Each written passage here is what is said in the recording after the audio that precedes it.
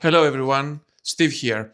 Let me ask you something for all of you leaders out there in your 40s and your 50s. And I want you to actually think about it for a second. If tomorrow you walked into your team, but without your title, without your authority, without the formal power that comes with your role, would people still look to you for direction? Would they still follow your lead, or would things start to drift? Because here's the uncomfortable reality that most people, most of us that have been in leadership positions, don't want to face. A lot of people who believe they are leading are actually just operating at a very high level. They are involved in everything. They are constantly busy. They are always in the loop. But when you really step back and look at the impact that you are having as a leader, you're not shaping directions. You're simply reacting to what's already happening.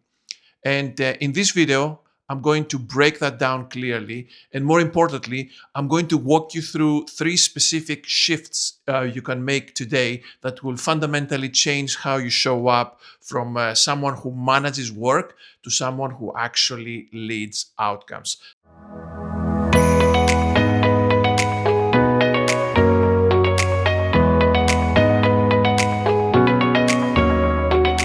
Over the years, I've seen this pattern play out again and again, especially with people who are experienced, who are capable, and genuinely committed to doing a great job.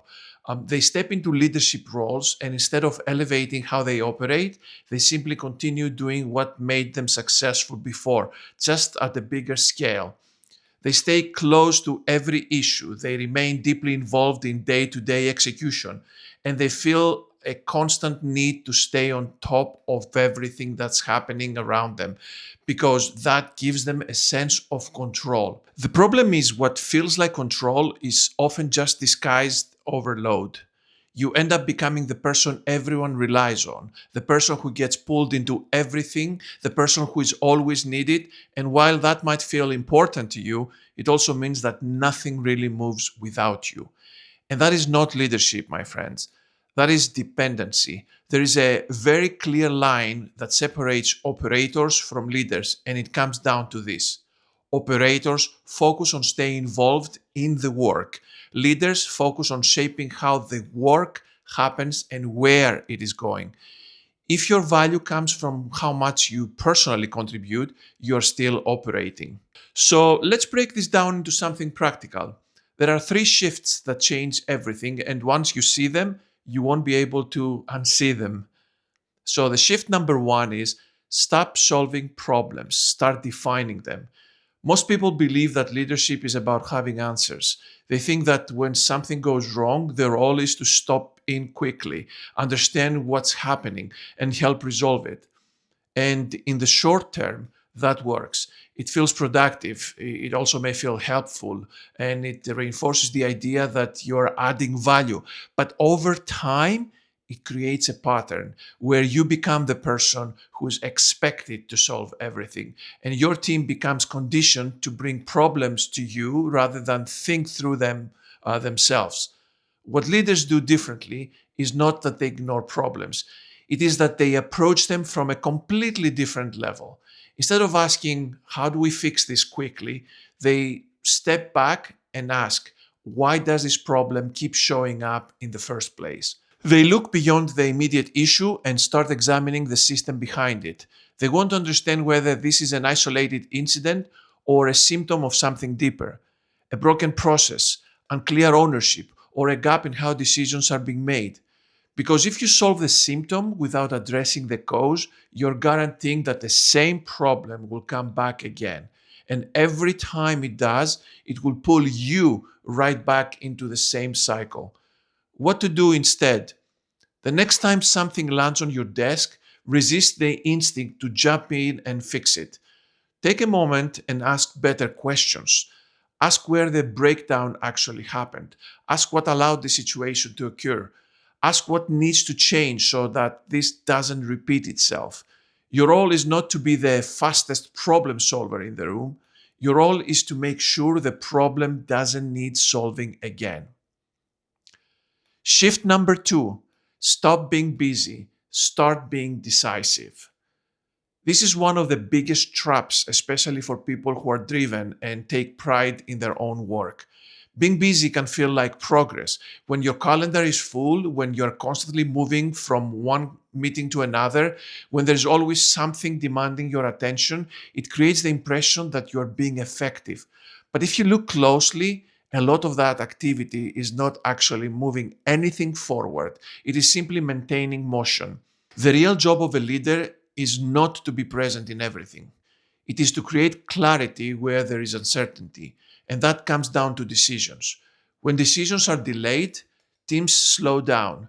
When direction is unclear, people hesitate. When priorities are not defined, effort gets scattered.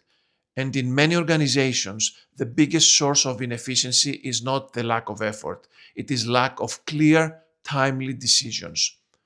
What to do instead?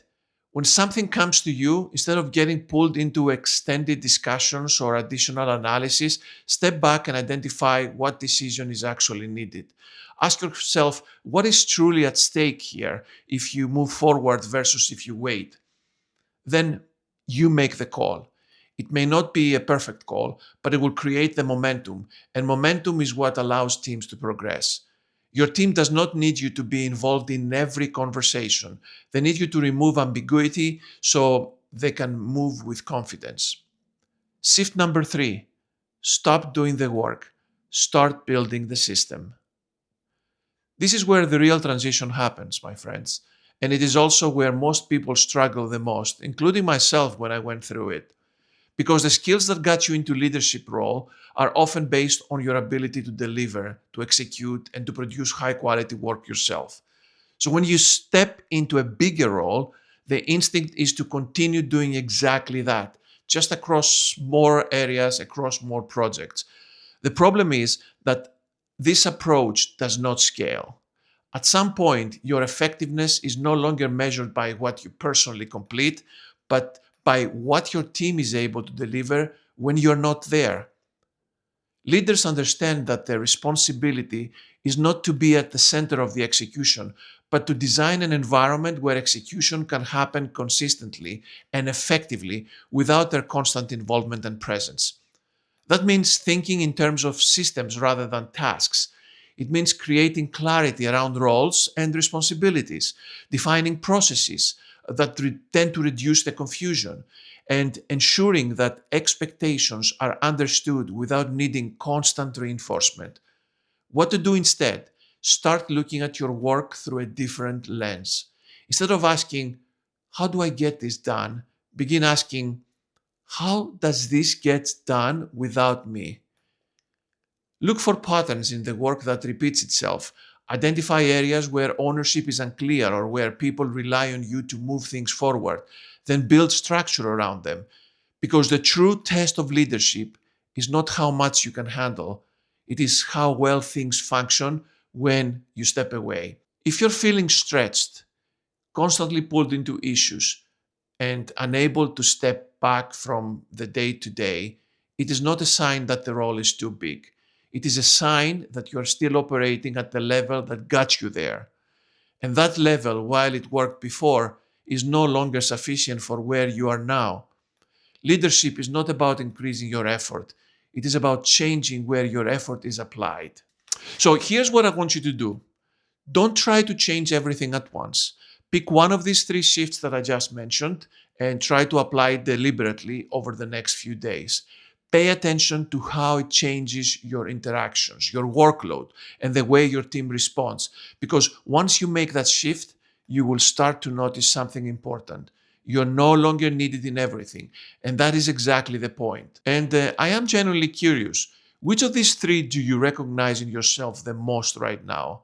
Are you the one who keeps stepping in to solve everything? The one who stays busy but delays decisions?